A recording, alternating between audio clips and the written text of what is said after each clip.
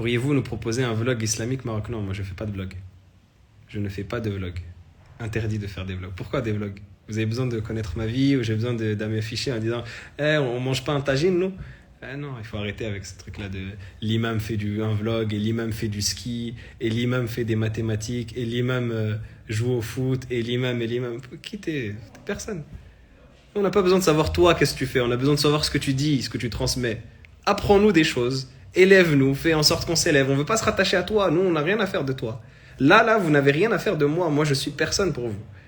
Moi, je suis personne. Je n'existe pas là en face de vous. C'est uniquement l'échange que l'on fait autour de la religion, autour de la parole d'Allah subhanahu wa ta'ala. Là, si je pouvais mettre un haut-parleur à ma place qui dirait les choses que je dis, ça suffirait.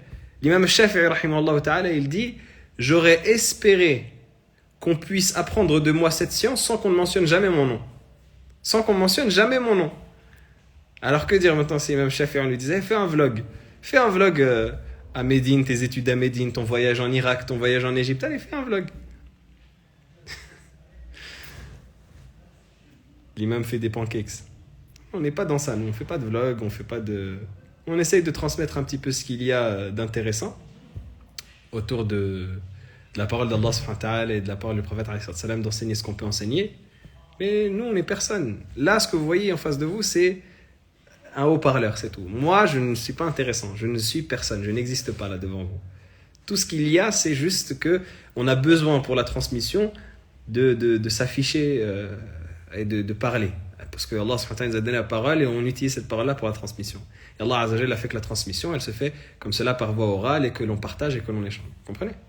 Bien sûr, je ne vise pas la personne qui a posé la question. Je parle du principe en lui-même. Mais je parle de la chose parce qu'il y a énormément de choses comme ça qui sont répandues.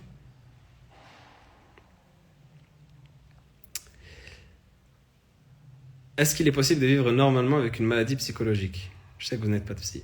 Inch'Allah, on espère que c'est possible de vivre normalement. Tant que ça ne vous retire pas votre taklif, tant que ça ne fait pas que vous êtes dénué de conscience et que vous n'êtes plus chargé ou vous n'êtes plus responsable religieusement. Là. C'est intéressant de savoir à quoi ressemble la journée d'un imam, comment ils font pour gérer leur temps notamment. Si c'est une chose qui est relative à la pratique religieuse, ça veut dire, quand je dis la pratique religieuse, c'est au sens large du terme, c'est-à-dire que comment j'organise ma journée dans ce statut-là qui est celui de l'imam, ou ce statut-là qui est celui de l'étudiant, ou ce statut-là qui est celui de l'enseignant. Là, peut-être, oui, c'est intéressant. Mais montrer des loisirs ou montrer des choses, ça c'est pas intéressant. Juste, évidemment, ce qu'on partage au quotidien, parce que c'est des choses humaines. J'aime bien les paysages, par exemple, je mets des paysages en story. Oui, personne ne va pas me dire, oui, regarde, tu as partagé un coucher de soleil, ça veut dire que non. Ça, c'est pas... Mais ce qu'il faut fuir, c'est l'égotisation. Il n'y a pas de mal, par exemple, à raconter quelques anecdotes sur soi, à échanger autour d'un point. Mais l'égotisation, le fait de se mettre au centre de son appel, de se mettre au centre de sa da'wa, ça c'est quelque chose qu'il faut fuir comme la peste. C'est une chose qu'il faut fuir comme la peste.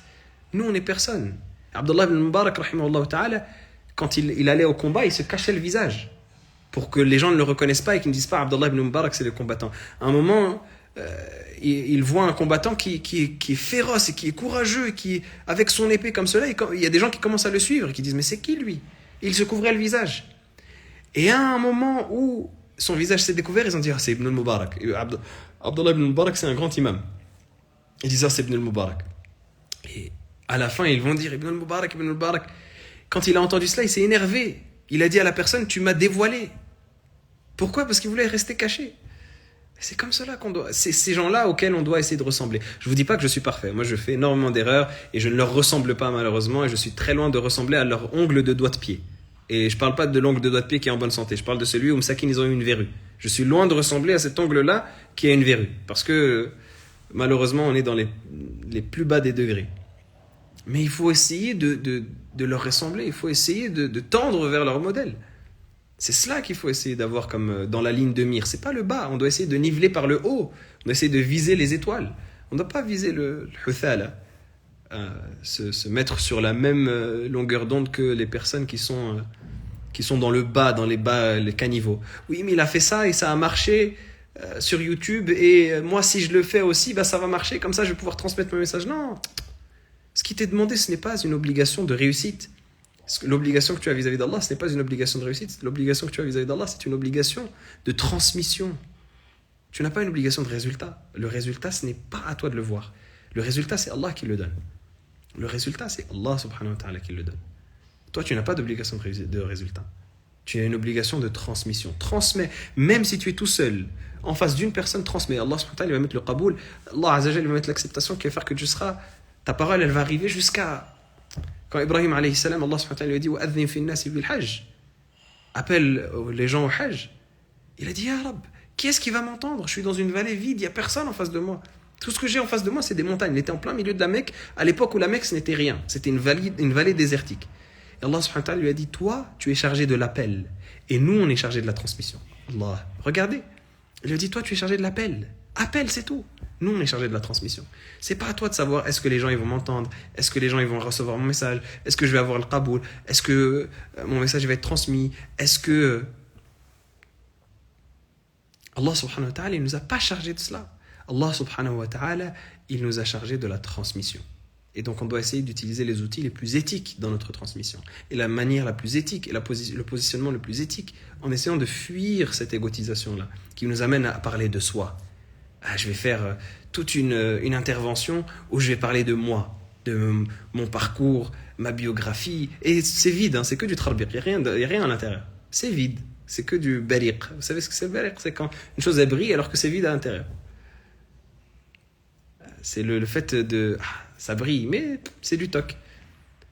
Il n'y a rien à l'intérieur. Mais 2 heures de temps...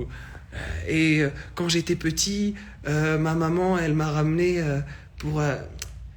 Bien sûr, on ne parle pas d'une personne qui fait sa biographie comme l'imam Suyuti, rahimahullah, a fait sa propre biographie parce qu'il y avait nécessité à le connaître. Même si même l'imam Suyuti, les savants lui ont reproché. Ils ont dit, mais qui t'es pour faire ta propre biographie? Alors que c'est un grand imam. Hein.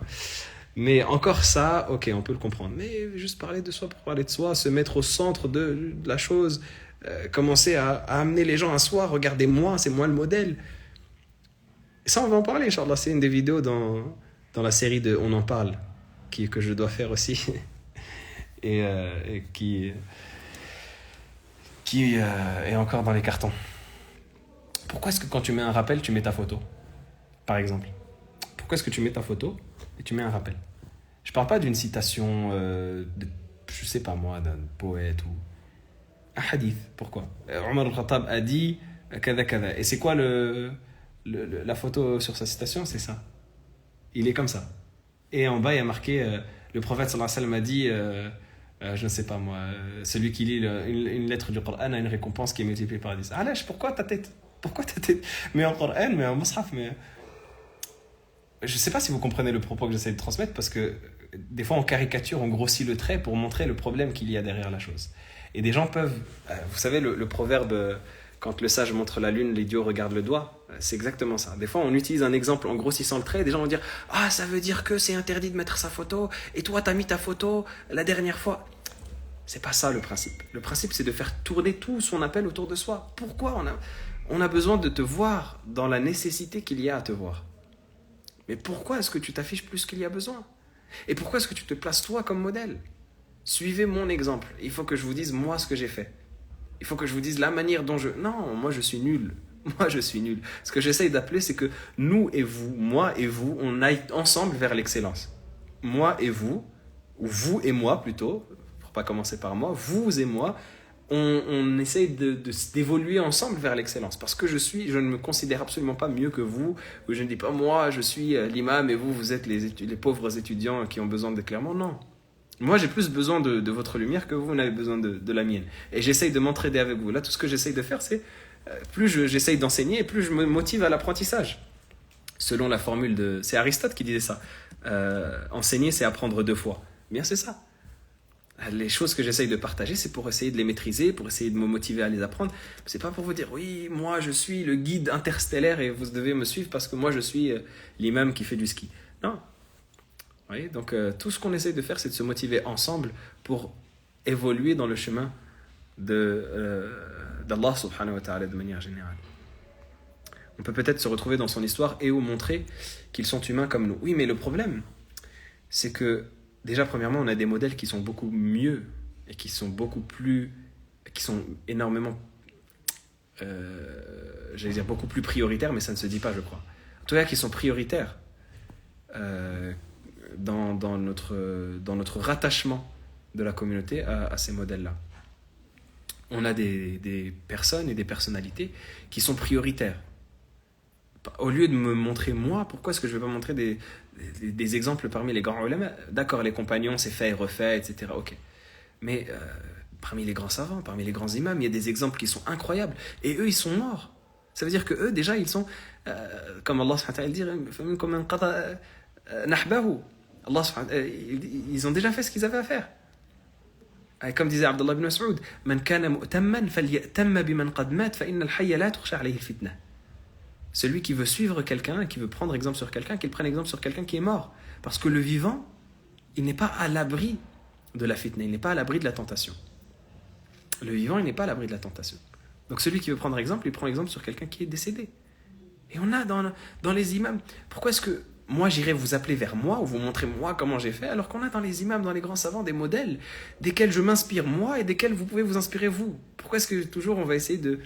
Moi je suis une béquille, moi je suis même pas une béquille, c'est une poutre pourrie, vous appuyez, ça tombe. Sauf qu'on essaye de s'entraider ensemble, c'est tout. On essaye de s'entraider un petit peu ensemble. C'est l'essentiel de la chose. C'est l'essentiel de la chose. Pas, moi je suis personne, et je représente rien du tout de particulier. J'essaye d'apprendre un petit peu, j'essaye de me motiver dans l'apprentissage de la religion d'Allah subhanahu wa ta'ala et de transmettre ce que je peux. Donc voilà. Après, comme je disais, partager quelques anecdotes, peut-être que ça peut être utile dans un contexte. Peut-être que ça peut être utile dans un contexte. Mais le fait de tourner son appel autour de soi, khalas, c'est pas nécessaire.